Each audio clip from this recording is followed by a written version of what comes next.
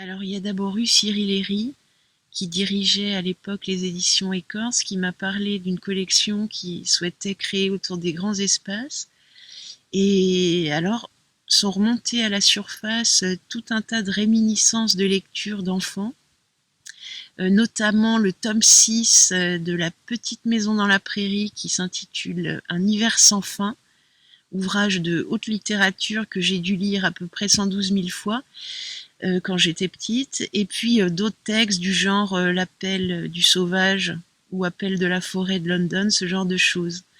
J'ai aussi repensé à un film qui m'a beaucoup marqué, que j'aime beaucoup, qui s'appelle Le Grand Silence, de Corbucci, un western de 1968 qui se passe entièrement sous la neige et qui finit de manière totalement atroce, à tel point d'ailleurs que le producteur lui avait demandé de tourner une fin plus heureuse, tant la fin était horrible. Enfin bref, du coup, m'est venue l'envie d'écrire un texte qui utiliserait certains codes du western pour en faire une sorte de tragédie qui se passerait entièrement sous la neige dans un coin un peu reculé de France aujourd'hui, sur un thème un peu battu et rebattu qui est le thème du retour du fils prodigue, ou qu'est-ce qui se passe quand un type qui a fui les lieux de son enfance revient 20 ans plus tard. Et du coup, bon, j'ai fini par écrire cette histoire de neige et de mort sur le plateau de Mille Vaches, plateau que je ne connaissais pas, ou très peu. Et j'ai écrit cette histoire alors que je vivais à Marseille et que j'étais claquemurée dans un tout petit réduit pour écrire par un été brûlant. Et l'objectif, enfin disons le désir que j'avais en écrivant, c'était de chercher à être au plus près des sensations et des perceptions des personnes qui vivent dans ce lieu, avec la neige qui commence à tout envahir et les souvenirs qui tombent un peu comme la neige.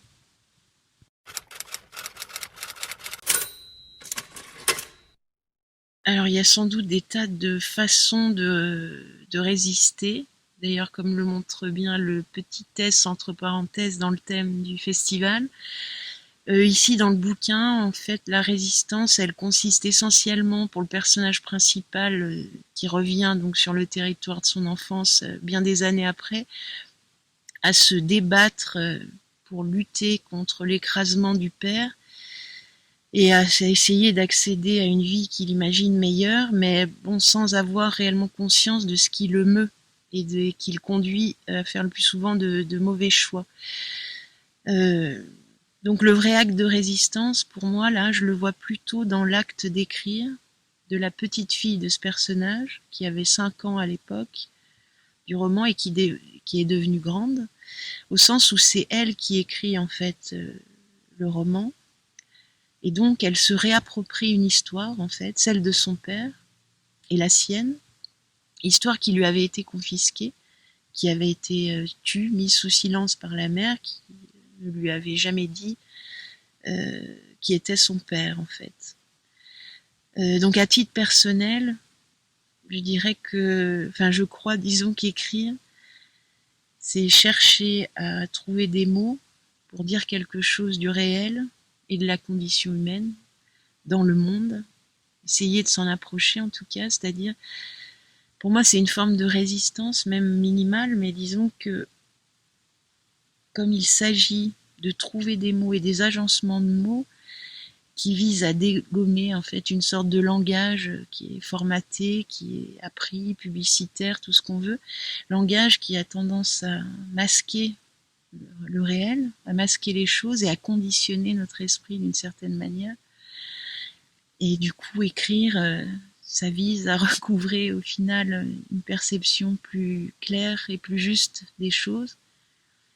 Et du coup, peut-être un petit espace de liberté. Quant au mot résilience, alors à titre personnel, c'est un mot que je n'aime pas beaucoup. J'ai l'impression en plus qu'il est utilisé à toutes les sauces et recyclé en permanence d'une façon qui me paraît tout à fait typique on va dire, l'économie néolibérale, c'est-à-dire ce serait comme un mérite personnel, il y aurait il y aurait les résilients et les autres. Comme si ils disposaient comme si c'était une affaire de volonté en fait, alors que je pense que non, c'est une question essentiellement de hasard heureux et de la chance d'avoir eu une enfance pas trop dégueu à l'origine, qui permet peut-être de faire face à tous les traumatismes divers et variés qu'on peut connaître ensuite. Donc du coup, bon, moi, c'est un mot que je n'emploie pas et qui me hérisse le poil plutôt. Voilà.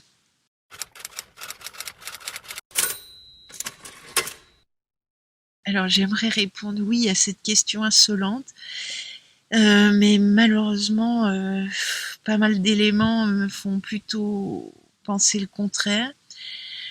D'abord, je me dis que s'il avait dû le sauver, il l'aurait déjà fait, parce qu'il existe depuis un petit moment maintenant, le roman noir. Alors, force est de constater que le monde dans lequel on vit a pas le même de point de vue, que ce soit socialement, climatiquement parlant, etc., ne va pas fort.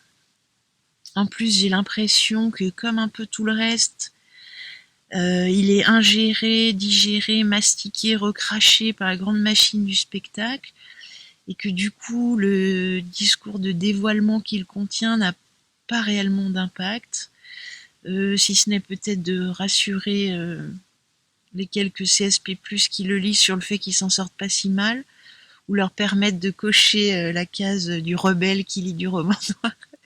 Mais sinon, j'ai plutôt l'impression que notre impuissance ne cesse de croître, on va dire.